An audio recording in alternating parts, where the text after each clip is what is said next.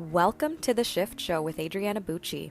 Join me every week to learn all about narcissistic abuse recovery, healing from physical and emotional pain after the abuse, and everything else to do with toxic people and how they affect your physical, emotional, and mental health. And no, you are not the crazy one. Thank you so much for tuning in to today's episode. Let's get right to it. Hello and welcome to whatever episode number we're on now. I'm just going to stop keeping track of it because it's just getting too complicated. Anyways, this is the latest episode as of whenever this gets uploaded. And today's episode is a conversation, an interview I had with my friend Alyssa. She's from New York and she's a licensed social worker. She took the clinical route and is currently working with adolescents, providing individual counseling in a high school setting. She shares her story in this episode about her chronic pain journey and how she was able to heal from all of her mysterious medical conditions and chronic illnesses with the mind body connection. And this is her expertise. She believes that we all have the innate capacity to heal ourselves from chronic illness and other mysterious conditions. Just as trauma can wire our brains to being stuck in a perpetual state of fight or flight, creating physical and or mental illness, healing from trauma can rewire our brains out of these conditions. Her mission is to spread this message of hope and healing with as many people as possible. So I will stop my rambling now and we can jump right into this. This was recorded back in January, so if anything seems a little outdated, that's why. But regardless, this was a great episode, so enjoy. Hey Alyssa, welcome to the Shift Show. Hi, thank you so much for having me. I'm so excited to be here. Thanks so much. I'm so happy you're here. And why don't we start off with you just giving the audience a little idea of who you are, and then we'll jump into it. Sure. So my name is Alyssa. I am from New York in Westchester. I am a therapist. I work specifically right now with adolescents in a middle school and a high school setting. And then I devote all of my other free time to studying, mind, body, illness and how the brain can create and sustain illnesses and also heal you from them. So, and then in my free time, I love the gym, lifting weights, nature, adventure seeking, anything like that. Amazing. That's awesome. So what struck your interest in the whole mind-body thing? Well, I was pretty badly afflicted with it for several years. It stripped, my life away from me. And it was in the overcoming of that journey that I became obsessed really with how the mind and the body are so interconnected. And how, the brain can create and sustain illnesses, but also heal you of them too. Right. Which is not something that I feel like, as amazing as Western medicine is, thank God for Western medicine. There's just not a lot of education amongst them, Yep. regard, unfortunately, and it keeps people stuck. It kept me stuck. Exactly. Same. I couldn't agree more. And, I definitely had that same obsession as soon as I started healing with my own mind body journey. And, this is why I spread the word and why you are too, of course. Yeah. So tell us a bit about what kind of pain you went through or other types of mind body syndromes and how that affected your day-to-day life. Oh, yeah. So it started for me, at the time I was working at a domestic violence organization, ironically, because the relationship I was in at the time wasn't the healthiest, but the tricky part about what I was in is that it was more emotionally abusive. So it was a little bit harder to detect, but so I was in something that, wasn't really all that healthy. I was, working full time. I was doing 5 to 7 presentations a day, and I was doing, clients. So it was a lot. I was really burning out. So there was a lot of stress, relationally in the workplace. And I started getting like profoundly fatigued, and I thought I was suffering from, what they call burnout. Like in the social work profession, it's so common to burn out. So I was attributing everything I had to that. And so I would, take like all my vacation time, like trying to recoup. I really like minimized my activity just so I was able to get through the workday. Wow. And eventually it got so bad that I literally couldn't move. Oh my gosh. So I had to quit my job. I didn't know what was going on. Wow. So I got, eventually I got the diagnosis of chronic fatigue syndrome. At that point, I already knew that's what it was because they had ruled so much stuff out. And if you go to Google and you type in like fatigue, like not sure why, like one of the first the worst thing ever. Yeah, to pop up. Yeah. Oh yeah, and then it hits Cancer. Yeah. Like you're gonna have it forever. Yeah. But like you might die also. Yeah, exactly. Months. Yeah.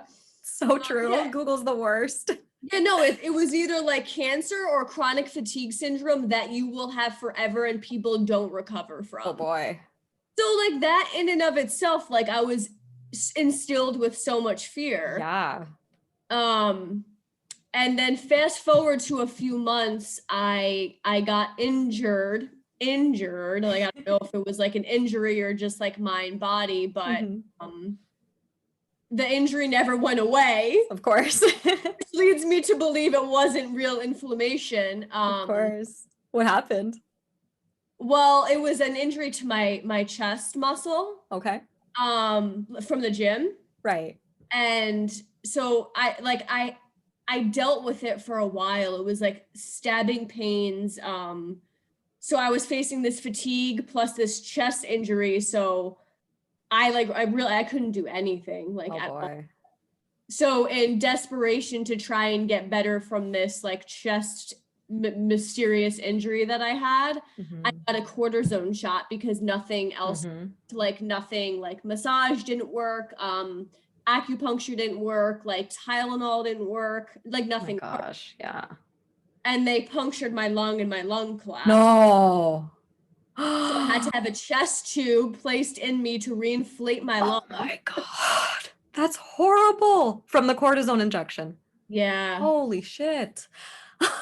So that was my 2017. Wow. What a nightmare. Yeah. And then so what happened was after that, my pain turned widespread and I got the diagnosis of fibromyalgia. Oof. Good times. Yeah. Oh my gosh. Yeah. Wow. Crazy. So how long did the fibro go on for? Yeah, so the fatigue was throughout 2016 and the fibro I had all of 2017, all of 2018, and then throughout this whole time I was doing so much research, and then one day I remember typing into Google, anger, like repressed anger and chronic pain. Wow. Being in the field like of therapy and having such an inquiring mind and personality, like this didn't just come out of nowhere. Right. And I don't believe that it's something I have to live with forever if they don't know what the cause is. Like I was not accepting that as like a lifelong. Amazing. Yeah. So that's when I stumbled upon Dr. John Sarno. Amazing. I know you know him. Love him. Yeah. And my hero, literally like saved my life. That guy is still alive, so I can just thank him. I know. Like I wish we could do like some sort of tribute to Sarno, honestly. I know, me too. Yeah. But that's when I really understood that it was true, that my thoughts and my feelings and my emotions and all of that anger that I was suppressing because of the relationship that I was in. It was with a person that was not a safe person. He was a very unsafe person for me. So I was perpetually in a state of fight or flight and survival. and it made my nervous system just go haywire, and my body just slowly deteriorated, and I lost who I was, like mentally, emotionally, physically. But that was my journey to healing from it all. So wow, thank you for sharing all of that. Did the symptoms start when you started dating that person, or did it happen like a little bit into it or afterwards? So it's interesting. Like when I look back at the time frame, like we were casually like dating, I would say in 2012 and 2013, and then he got sick, so we had to like take a break from that. Like he got sick actually. Oh, wow. And so then when he like made a comeback, we, kind of got to know each other again, and we were able to date again. And that was in like 2014. And I started getting insomnia in the summer of 2014. Oh, wow. I feel like my body just knew something was like, it was amazing. Like, the beginning of the love bombing. It was like, the honeymoon period. It's so good. Like, it's great. So I would say that I started feeling sick about 1.5 to 2 years into it. Wow.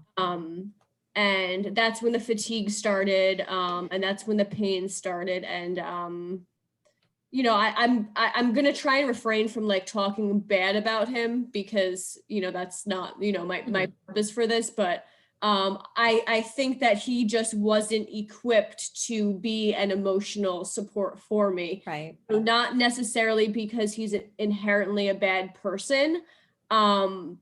I just don't think he knows how to do that. Like physically just incapable of it. Just like a dog can't speak English. Right. A person couldn't be an emotional support and empathic person for me. Sure. And all that, made it worse. So, there was a direct correlation between that person, that relationship, and my physical deterioration without a doubt. Yeah. So interesting how like the correlations come up like years later. Yeah. You don't see it when you're in it, but then true. And you're like, how did I not make this connection? Crazy. It's nuts. It is wild. Yeah. Wow. So that's awesome. And when you found out about Dr. Sarno, how did you start going down the whole TMS rabbit hole? So, I mean, what I did was very TMS, like I became obsessed with it. Yeah. I whipped out the binders. I made a TMS notebook. I read every book that Sarno had, and like Schubiner, Unlearn Your Pain, like everyone affiliated with Dr. Sarno, like Nicole Sachs, her podcast. I just like immersed myself. Yeah. Amazing. And then, so that was December, that was like October, November of 2018. Okay. And then I mustered up the courage to do some exposure therapy. Nice. Because I knew I had to do that to show my brain that, these activities aren't dangerous. Your brain has made the association that physical activity leads to pain, but your brain's just confused right now. And that's the case. It's a learned neural pathway, and I need to unlearn this.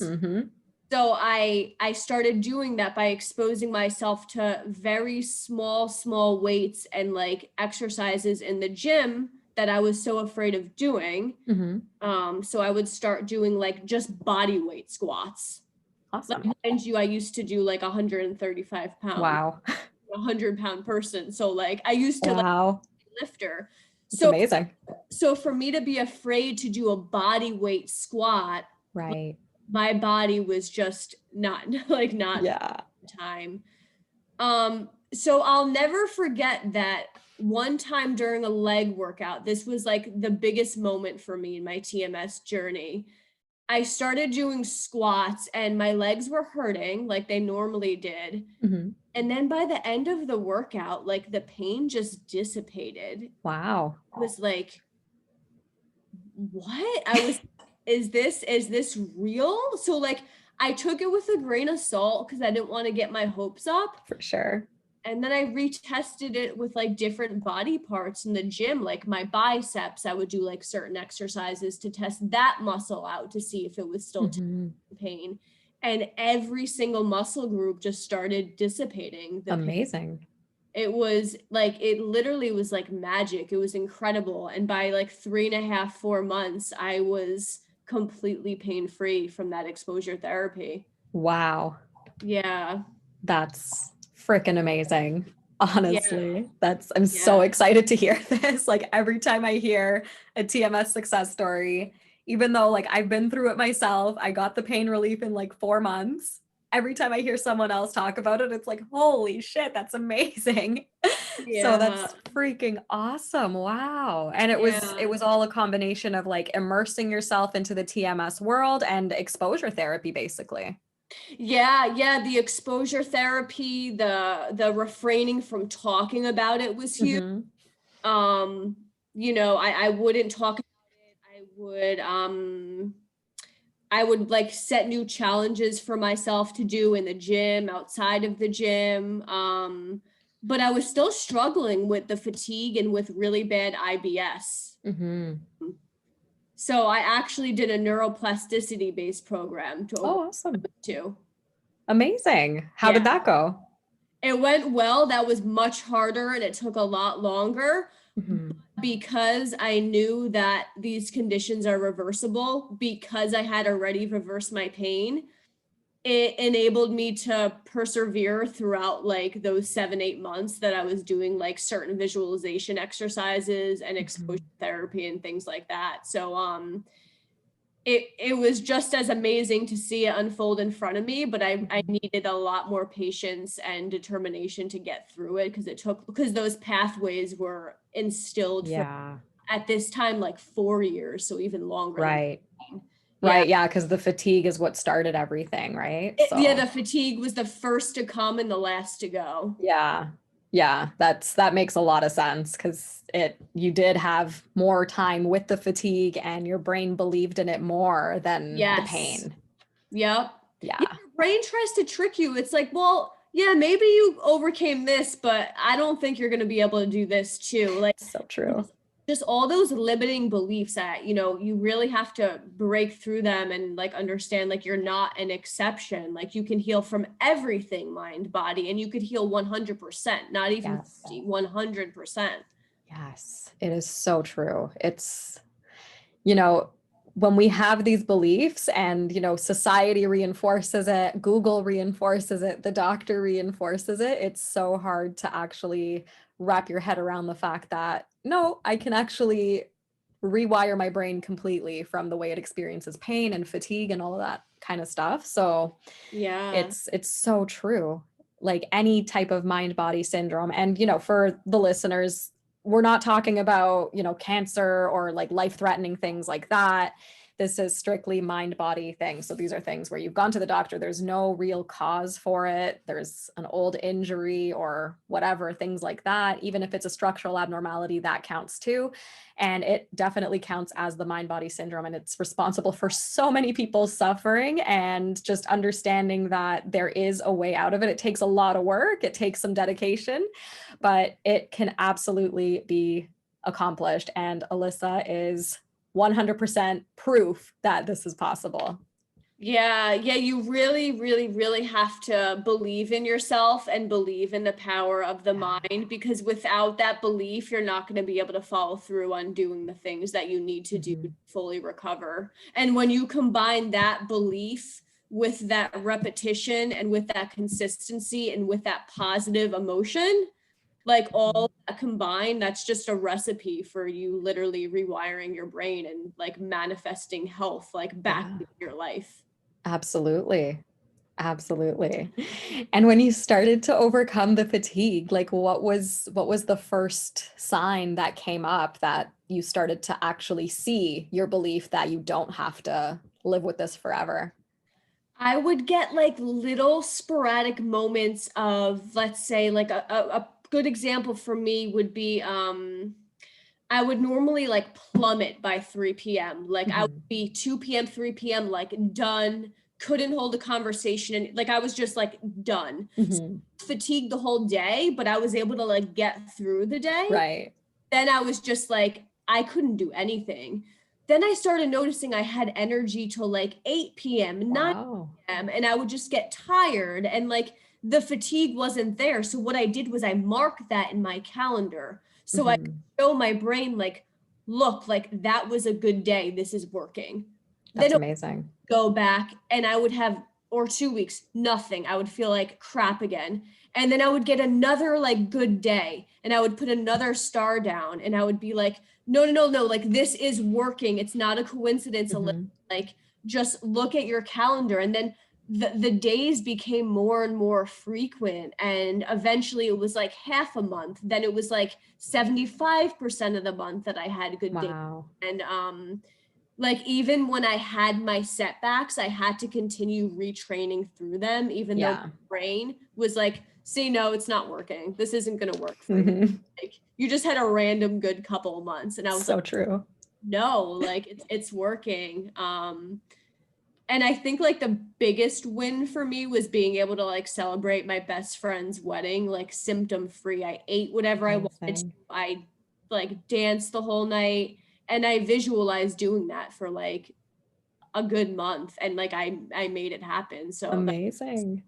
Really big moment. Wow, that is freaking awesome. Yeah. I'm so excited for you. That's amazing. Thank you. You're welcome.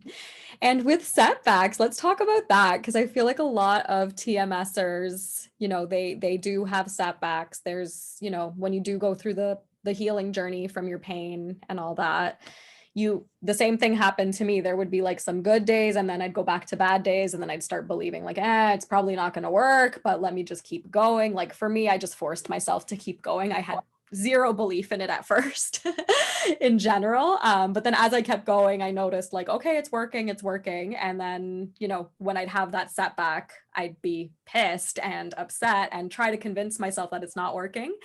And then I would still do it anyways, because I remembered, you know what, it worked again in the past. It worked in the past. It might work again. Let's see what happens. And sure enough, 4.5 months later, pain-free. So what advice would you give anybody who is going through their TMS healing right now and they're starting to experience symptoms, or they're having what they call the symptom imperative, where they get random brand new symptoms on a completely different part of their body that never, affected them before they started this journey? Yeah. Well, that's amazing though. Your story, like congratulations. Thank you. I know I've been with you throughout it all, but to hear that you still kept persevering and you had setbacks of your own, it just speaks volumes to like your own tenacity and everything. So yeah, that's awesome. I love to hear it. I would say, to anyone first starting, go into the journey knowing that you're going to have setbacks. It's how you deal with the setbacks and what you do during your setbacks that will determine how long they stay with you there for and how quickly you're going to recover. If you approach a setback with fear, with hate, with anger, with avoidance, you're traveling down those neural pathways that made you sick. You could approach that setback and visualize yourself like doing the things that you want to do, overcoming this setback, knowing that this is part of the process, that it's not going to last. It doesn't mean that you're not healing. It's inevitable. Like they will happen to anyone.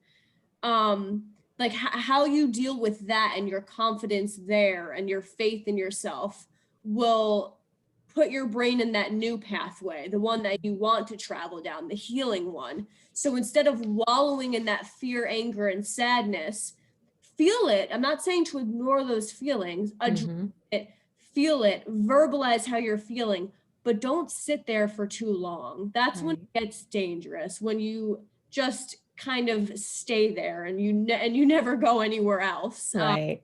The brain isn't in a state to create changes when you're experiencing a lot of those negative emotions.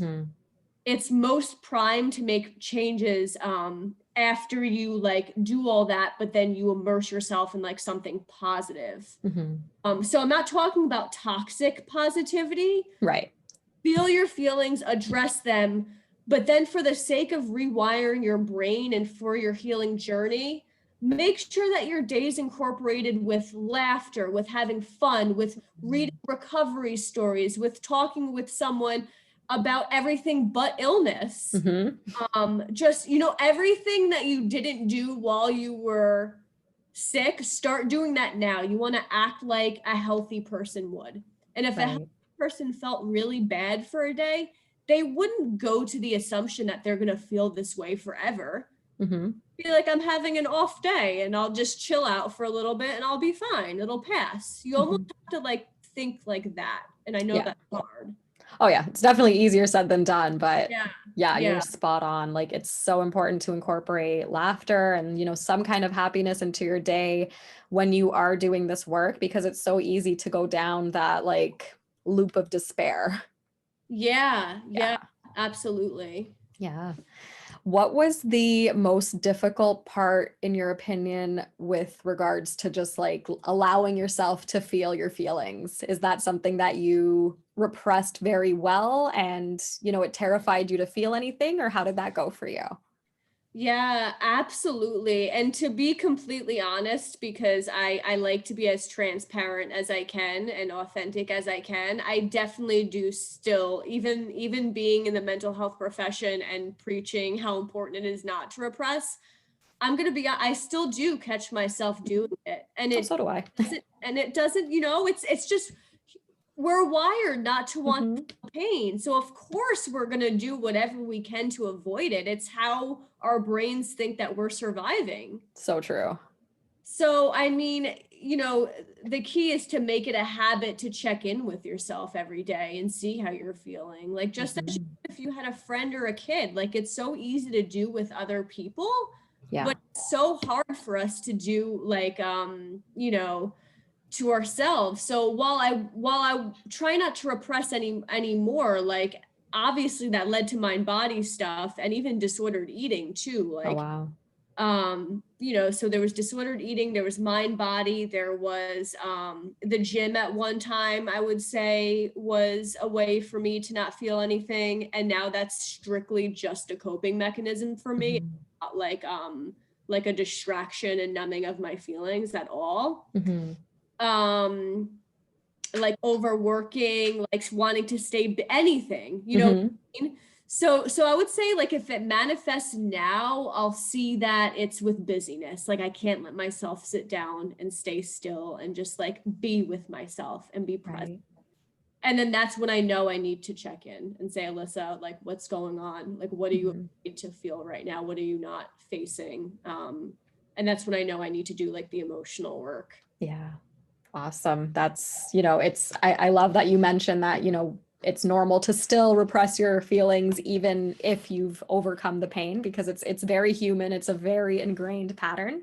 And just the fact that you're able to check in with yourself now that you've done the work and see what emotions you are repressing and allow yourself to do that inner work and feel them. And then, you're good to go. It's awesome that you can do that. Yeah. And, and everyone can, like, it's so scary at first, when you first start, like when you feel the feeling surface, it's like, like you want to distract it, you want to make it go away. But then like when you actually attend to it, it's amazing how quickly it just dissipates. Yeah. Just breathe again. It's like, that's what I was afraid of. Like, not bad. Like, exactly. It's so true. Like we hype them up so much. And, we do feel like we're going to die when it first surfaces, because it's like, holy shit, like I haven't allowed myself to feel this since I was like a child, or like, when I was a child, that's when I stopped feeling this. And this is the last time I felt this. And now, holy shit, it's up. And that's horrifying. But once you actually invite it in, it's actually not that bad, which is the most mind-blowing part of all of this. Because most people would argue of like, well, no, it's going to be traumatizing. It's going to be horrible and blah, blah, blah. But like, no, if you actually just accept it, it goes away in like minutes, literally minutes. Exactly. And if you don't accept it, you are setting yourself up for a lifetime of physical and emotional pain, like, which is the lesser of the evil. Like, exactly. It's like pick your poison, almost like a few minutes of very intense emotional pain that, is going to pass. Even if you don't believe it, it will pass by just letting yourself sit with it and feel it, journal, whatever you need to do to let that feeling out, scream into a pillow, dance, I don't know, whatever works for people, versus, just get the surface of the emotion up and keep focusing on that and ruminating over that over and over and over. And that's how, sadness can last for years and years and years, because you're not allowing yourself to fully feel it. So it's, it's less intense, of course. So it's just like this low grade sadness that can just keep going for years and years. And it obviously will affect your life, not to mention the pain, the fatigue, whatever other mind body symptoms you're going through, versus just, bite the bullet and let yourself feel this intense emotional, whatever it is, for however many minutes you need to, and it will actually go away. It's true. It's amazing. And the side effect of that is literally having freedom. Like you feel free. Like those emotions don't bleed into every single area of your life, your work, your relationships with yourself. It's amazing what that simple act can do to enhance just like the people around you and just you in general. I wish it was something that was spoken about more in school with parents. Honestly. But this is what you're doing, and yeah, yeah, as much as I can spread this word. Yeah. So how did your relationship with yourself change when you started feeling? When I started feeling better? Yeah, like feeling your feelings and like doing the inner work. Yeah. How did my relationship change with myself? I was really able to meet myself with a lot more self-compassion than I had ever been able to before. I overcame my eating disorder, I would say, fully. Congratulations. Thank you. I had masked like my disordered eating with bodybuilding at the time, but it was just a more acceptable to society to be like, jacked and like lifting weights than, than to be like 84 pounds soaking wet. But like I was still obsessed with image. Now when I go to the gym, I love feeling stronger and empowered, and it's an outlet for me. Like it's a totally different approach than it was when I went years ago. Amazing. This is not on my body at all. And I'm able to do that because of the self-compassion I derived from feeling my feelings and doing that inner child work when I did feel my feelings, that reparenting. And because I am more self-compassionate with myself now, I allow myself to do things that I love. I don't punish myself and berate myself as much. I eat what my body wants to eat. If I feel like it needs a rest, I won't push it to work out. I say no to people that I know don't deserve me and aren't good for me. Amazing. And yeah, just a lot less settling too. Amazing. Yeah. Amazing. I'm so freaking proud of you. Like that's so awesome. You're welcome. So Such an inspiring story, honestly. Like, I know we've known each other for like almost 2 years now, but I didn't know all of the story about you. So like, thank you for sharing this. Of course. I really appreciate it. And I'm sure the listeners appreciate it too. Do you have any final words of wisdom with anything to do with TMS, pain, chronic fatigue, that, you'd like to share with the listeners? I guess the last thing I'll leave the listeners with is, if you're listening to this and you're thinking, this is just another person that overcame their journey, and that's amazing for them, but I'm not going to be able to do this myself. I was you for years on end. I always thought I was going to be an exception, but I promise you, like, you are absolutely no exception to healing. Once you can just make your nervous system feel safe, and really, like, that's really what it comes down to, your nervous system feeling safe. It may take a while and it may take a lot of work, but you can absolutely get there. So please, don't give up. What works for one person doesn't necessarily work for another. You'll find something that works for you on this journey, but you can't give up. Amazing. Amazing. Very wise words. Like, couldn't agree more. And how can people find you on Instagram or anything like that? Yeah, so I'm in the process of making a website. I haven't started coaching yet, but I will be starting coaching. Awesome. If you are interested in just following my page or for more information about coaching, you can find me at Let's Train the Brain. Awesome. I will be sure to put that in the episode description so that people can find you and they can potentially work with you in the future when you have your website up. Awesome. I look forward to it. Awesome. Well, thank you so much again for being on my podcast. And it's been such a great conversation. And I know that this is going to resonate with so many people who, have chronic fatigue, pain, fibro, eating disorders, anything like that. And it will definitely give them some hope that healing is 5,000% possible. Yeah, if it helps just one person, I'll be happy. So thank you so much for having me. You're welcome. See you later.